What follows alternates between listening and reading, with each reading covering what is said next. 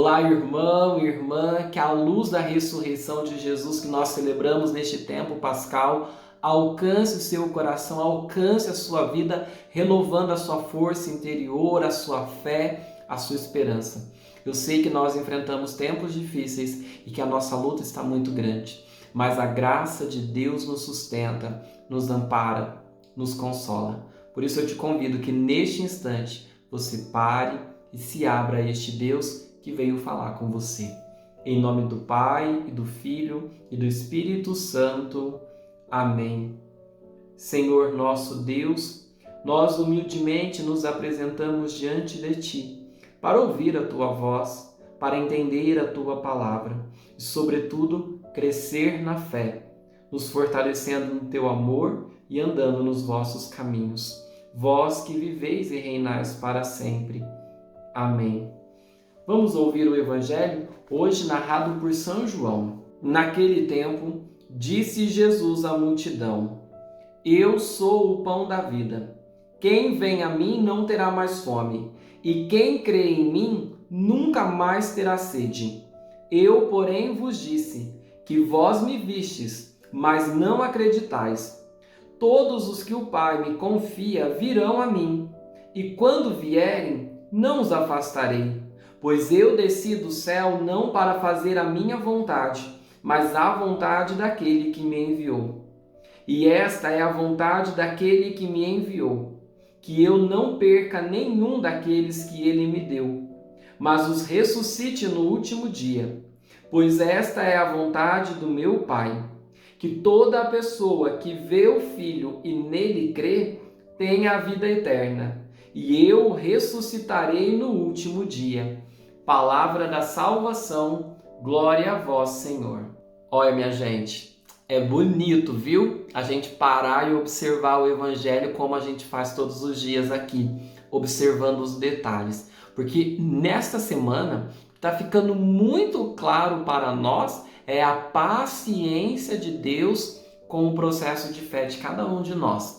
Porque se fôssemos eu e você, diante desta multidão, na qual Jesus está oferecendo a vida eterna, no qual Jesus está oferecendo a si como dom, e eles estão querendo pão para matar a fome, para encher a barriga, a gente já teria mandado para o inferno. A gente já tinha chutado o balde e falado: ó, vocês se vira, eu estou oferecendo, eu estou trazendo, vocês não querem?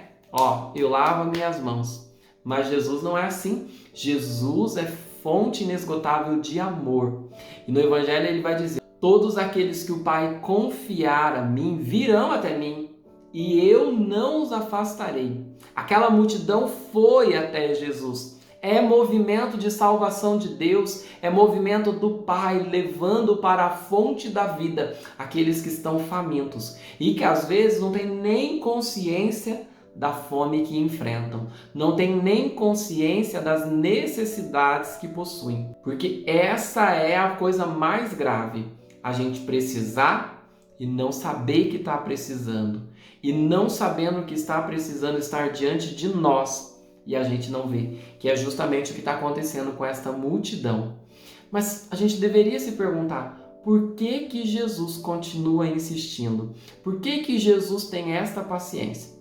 Em primeiro lugar, por aquilo que eu te disse no começo da semana, que Jesus está ajudando a multidão e a cada um de nós no processo de amadurecimento da nossa fé. A gente crê, mas a nossa fé precisa amadurecer, de tal modo que nós possamos, por este dom sobrenatural cultivado na nossa humanidade, a gente vá unindo a nossa vida a Jesus e reconhecendo a presença dele, reconhecendo quem ele é, e que lá, no que é narrado no Evangelho, ele está presente diante da multidão. E hoje, para nós, está presente na Eucaristia, no pão consagrado. Então, o processo, a paciência de Jesus vai nos ajudando a ver o pão e crer. É Deus.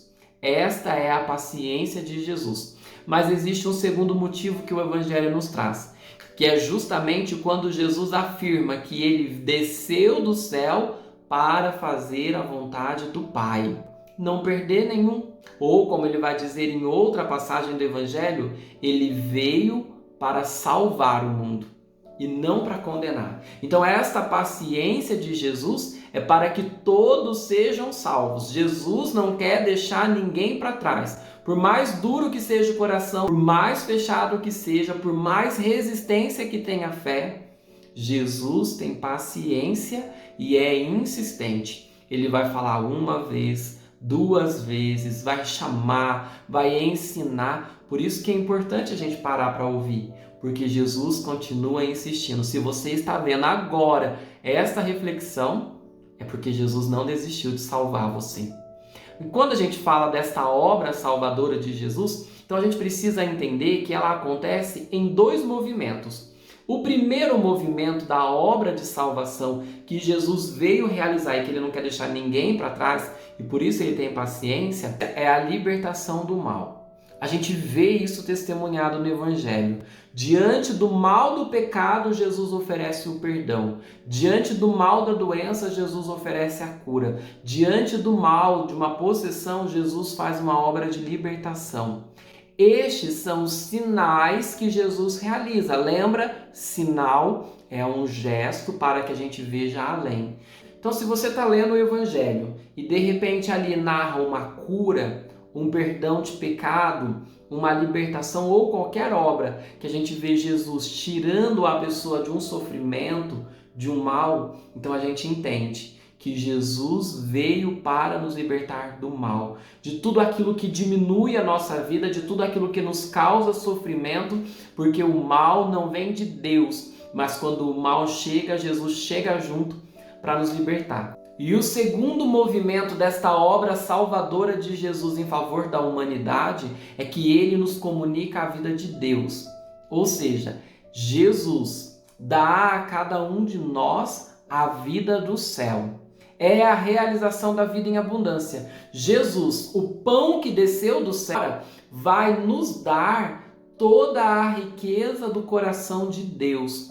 A nossa vida não é mais uma simples existência, mas ela é plenificada com a graça do amor de Deus. E ao afirmar isso, então nós estamos dizendo que é em Jesus que a nossa vida verdadeiramente é plena. Veja, nós vivemos numa época onde é muito comum a gente ouvir as pessoas dizerem que a gente precisa aproveitar a vida, que a vida é uma, então que a gente tem que viver intensamente e etc. E isso não é errado. Verdadeiramente nós precisamos aproveitar a nossa vida.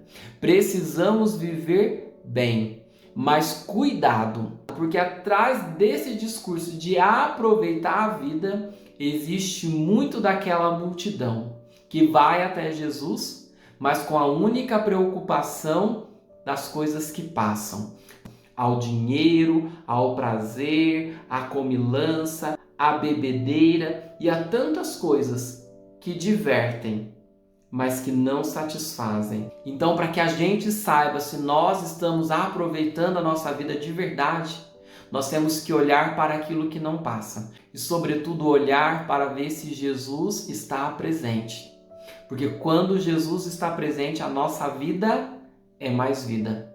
Agora, se Jesus não está presente, por mais que se tenha, por mais que se divirta, por mais prazer que se tenha, isso é sempre um apequenamento da vida.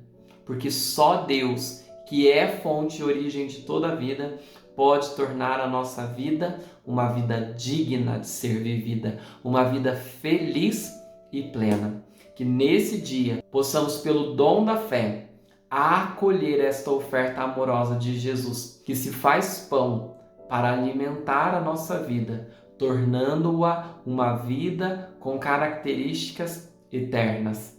É vida que vem de Deus, e o que vem de Deus ninguém retém.